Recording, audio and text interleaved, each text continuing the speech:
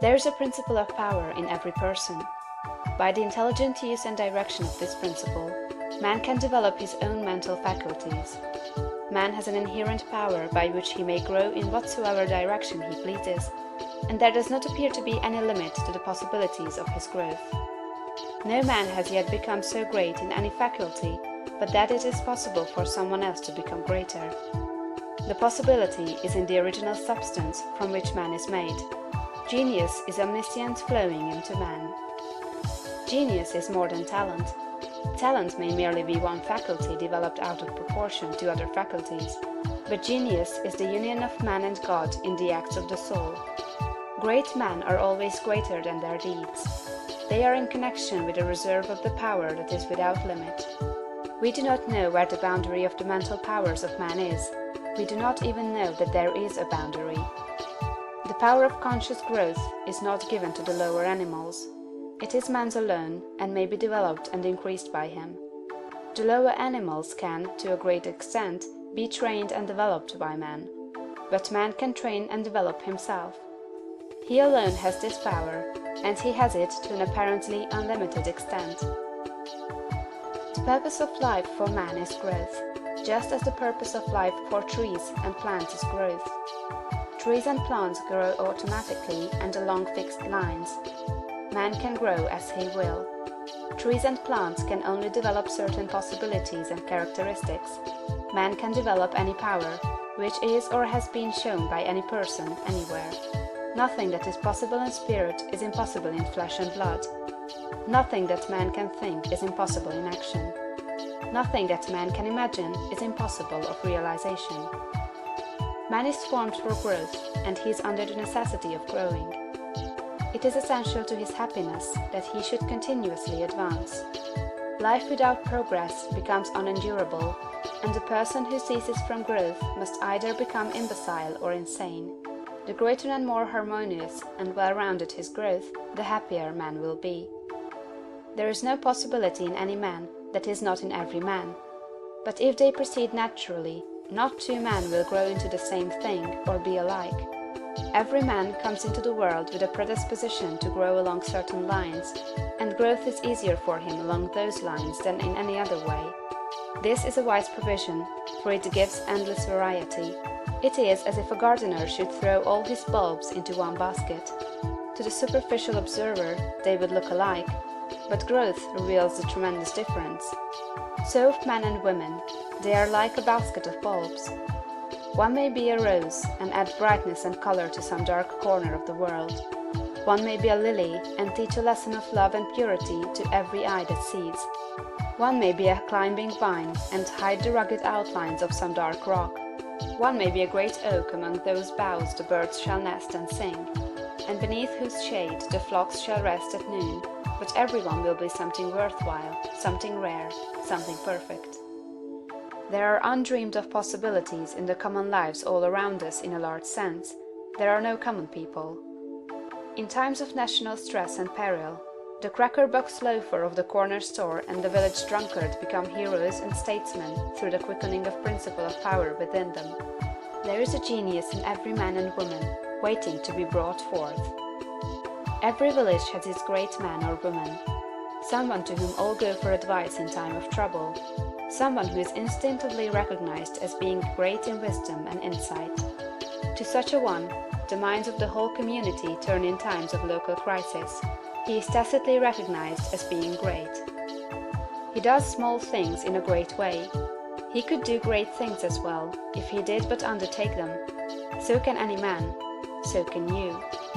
The principle of power gives us just what we ask of it. If we only undertake little things, it only gives us power for little things. But if we try to do great things in a great way, it gives us all the power there is. But beware of undertaking great things in a small way. Of that we shall speak farther on. There are two mental attitudes a man may take. One makes him like a football. It has resilience and reacts strongly when force is applied to it, but it originates nothing. It never acts of itself. There is no power within it. Men of this type are controlled by circumstances and environment. Their destinies are decided by things external to themselves. The principle of power within them is never really active at all. They never speak or act from within. The other attitude makes man like a flowing spring. Power comes out from the center of him. He has within him a well of water springing up into everlasting life. He radiates force, highest felt by his environment. The principle of power in him is in constant action. He is self-active. He hath life in himself. No greater good can come to any man or woman than to become self-active. All the experiences of life are designed by Providence to force man and women into self-activity, to compel them to cease being creatures of circumstances and master their environment. In his lowest stage, man is the child of chance and circumstance and the slave of fear. His acts are all reactions resulting from the impingement upon him of forces in his environment. He acts only as he is acted upon, he originates nothing. But the lowest savage has within him a principle of power sufficient to master all that he fears. And if he learns this and becomes self-active, he becomes as one of the gods. The awakening of the principle of power in man is the real conversion, the passing from death to life. It is when the dead hear the voice of the Son of Man and come forth and live. It is the resurrection and the life. When it is awakened, man becomes a son of the highest, and all power is given to him in heaven and on earth. Nothing was ever in any man that is not in you. No man ever made more spiritual or mental power than you can attain, or did greater things than you can accomplish. You can become what you want to be. All men are made of the one intelligent substance, and therefore all contain the same essential powers and possibilities. Greatness is equally inherent in all, and may be manifested by all. Every person may become great. Every constituent of God is a constituent of man. Man may overcome both heredity and circumstances by exercising the inherent creative power of the soul. If he is to become great, the soul must act, and must rule the mind and the body. Man's knowledge is limited, and he falls into error through ignorance. To avoid this, he must connect his soul with the universal spirit. Universal spirit is the intelligent substance from which all things come. It is in and through all things. All things are known to this universal mind, and man can so unite himself with it as to enter into all knowledge. To do this, man must cast out of himself everything that separates him from God. He must will to live the divine life, and he must rise above all moral temptations. He must forsake every course of action that is not in accord with his highest ideals. He must reach the right viewpoint, recognizing that God is all, in all, and that there is nothing wrong. He must see that nature, society, government, and industry are perfect in their present stage, and advancing toward completion, and that all men and women everywhere are good and perfect. He must know that all is right with the world, and unite with God for the completion of the perfect work. It is only as man sees God as the great advancing presence in all, and good in all, that he can rise to real greatness. He must consecrate himself to the service of the highest that is within himself, obeying the voice of the soul. There is an inner light in every man that continuously impels him toward the highest, and he must be guided by this light if he would become great. He must recognize the fact that he is one with the Father, and continuously affirm this unity for himself and for all others. He must know himself to be a God among gods, and act accordingly. He must have absolute faith in his own perceptions of truth, and begin at home to act upon these perceptions. As he sees the true and right course in small things, he must take that course. He must cease to act unthinkingly, and begin to think, and he must be sincere in his thought. He must form a mental conception of himself at the highest, and hold this conception until it is his habitual thought form of himself. This thought form he must keep continuously in view. He must outwardly realize and express that thought form in his actions. He must do everything that he does in a great way. In dealing with his family, his neighbors, acquaintances, and friends, he must make every act an expression of his ideal. The man who reaches the right viewpoint and makes full consecration, and who fully idealizes himself as great, and who makes every act, however trivial, an expression of the ideal, has already attained to greatness. Everything he does will be done in a great way. He will make himself known, and will be recognized as a personality of power. He will receive knowledge by inspiration, and will know all that he needs to know. He will receive all the material wealth he forms in his thoughts, and will not lack for any good thing. He will be given ability to deal with any combination of circumstances that may arise, and his growth and progress will be continuous and rapid. Great works will seek him out, and all men will delight to do him honor. Because of its particular value to the students of the science of being great, I close this book by giving a portion of Emerson's essay on the Oversoul. This great essay is fundamental, showing the foundation principles of monism and the science of greatness. I recommend the student to study it most carefully in connection with this book. What is the universal sense of wanted ignorance, but the fine innuendo by which the great soul makes its enormous claim?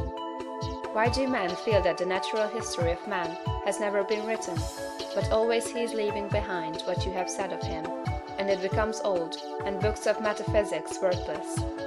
The philosophy of 6,000 years has not searched the chambers and magazines of the soul.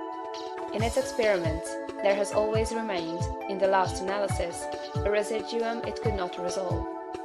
Man is a stream whose source is hidden. Always our being is descending into us from we know not whence. The most exact calculator has no prescience that somewhat incalculable may not balk the very next moment. I am constrained at every moment to acknowledge a higher origin for events than the will I call mine. As with events, it is so with thoughts.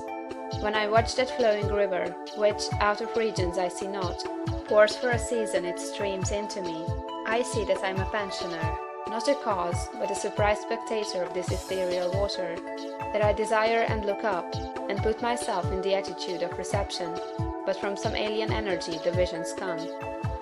The supreme critic on all the errors of the past and present, and the only prophet of that which must be, is that great nature in which we rest, as the earth lies in the soft arms of the atmosphere. That unity, that oversoul, with which every man's particular being is contained and made one with all other. That common heart, of which all sincere conversation is the worship, to which all right action is submission. That overpowering reality, which computes our tricks and talents, and constrains every one to pass for what he is, and to speak from his character, and not from his tongue, and which evermore tends and aims to pass into our thoughts and hand, and become wisdom and virtue and power and beauty. We live in succession, in division, in parts, in particles. Meantime within man is the soul of the whole, the wise silence, the universal beauty, to which every part and particle is equally related, the eternal one. And this deep power in which we exist, and whose beatitude is all accessible to us, is not only self-sufficing and perfect in every hour, but the act of seeing, and the thing seen, the seer and the spectacle, the subject and the object, are one. We see the world piece by piece, as the sun, the moon, the animal, the tree, but the whole, of which these are the shining parts, is the soul. It is only by the vision of that wisdom that the horoscope of the ages can be read, and it is only by falling back on our better thoughts, by yielding to the spirit of prophecy, which is innate in every man, that we know what it saith. Every man's words, who speaks from that life, must sound vain to those who do not dwell in the same thought on their own part. I dare not speak for it. My words do not carry its august sense, they fall short and cold. Only itself can aspire whom it will, and behold, their speech shall be lyrical and sweet, and universal as the rising of the wind. Yet I desire, even by profane words, if sacred I may not use, to indicate the heaven of this deity, and to report what hints I have collected of the transcendent simplicity and energy of the highest law. If we consider what happens in conversation, in reveries, in remorse, in times of passion, in surprises, in the instruction of dreams, wherein often we see ourselves in masquerade, the droll disguises only magnifying and enhancing a real element, and forcing it on our distinct notice, we shall catch many hints that will broaden and lighten into knowledge of the secret of nature. All goes to show that the soul in man is not an organ, but animates and exercises all the organs. is not a function like the power of memory, of calculation, of comparison, but uses these as hands and feet, is not a faculty, but a light, is not the intellect or the will, but the master of the intellect and the will, is the vast background of our being in which they lie, an immensity not possessed and that cannot be possessed. From within or from behind, a light shines through us upon things, and makes us aware that we are nothing, but the light is all. A man is the facade of a temple, wherein all wisdom and all good abide. What we commonly call man, the eating, drinking, planting, counting man, does not, as we know him, represent himself, but misrepresents himself. Him we do not respect, but the soul whose organ he is, would he let it appear through his action, would make our knees bend. When it breathes through his intellect, it is genius; when it flows through his affection, it is love. After its own law, and not by arithmetic, is the rate of its progress to be computed. The soul's advances are not made by gradation, such as can be represented by motion in a straight line, but rather by ascension of state, such as can be represented by metamorphosis, from the egg to the worm, from the worm to the fly. The growths of genius are of a certain total character, that does not advance the elect individual first over John, then Adam, then Richard, and give to each the pain of discovered inferiority, but by every throe of growth, the man expands there where he works, passing at each pulsation classes, populations of men. With each divine impulse, the mind rends the thin rinds of the visible and finite, and comes out into eternity, and inspires and expires its air. This is the law of moral and of mental gain. The simple rise, as by specific levity, not into a particular virtue, but into the region of all the virtues. They are in the spirit that contains them all. The soul is superior to all the particulars of merit. The soul requires purity, but purity is not it; requires justice, but justice is not that; requires beneficence, but is somewhat better. So that there is a kind of dissent and accommodation felt when we leave speaking of moral nature, to urge a virtue which it enjoins. For, to the soul in her pure action, all the virtues are natural, and not painfully acquired. Speak to his heart, and the man becomes suddenly virtuous. Within the same sentiment is the germ of intellectual growth, which obeys the same law. Those who are capable of humility, of justice, of love, of aspiration, are already on a platform that commands the sciences and arts, speech and poetry, action and grace. For whoso dwells in this moral beatitude does already anticipate those special powers which men prize so highly. Just as love does justice to all the gifts of the object beloved. The lover has no talent, no skill, which passes for quiet nothing with his enamored maiden, however little she may possess of related faculty. And the heart that abandons itself to the Supreme Mind finds itself related to all its works, and will travel a royal road to particular knowledge and powers. For, in ascending to this primary and aboriginal sentiment, we have come from our remote station on the circumference instantaneously to the centre of the world, where, as in the closet of God, we see causes, and anticipate the universe, which is but a slow effect.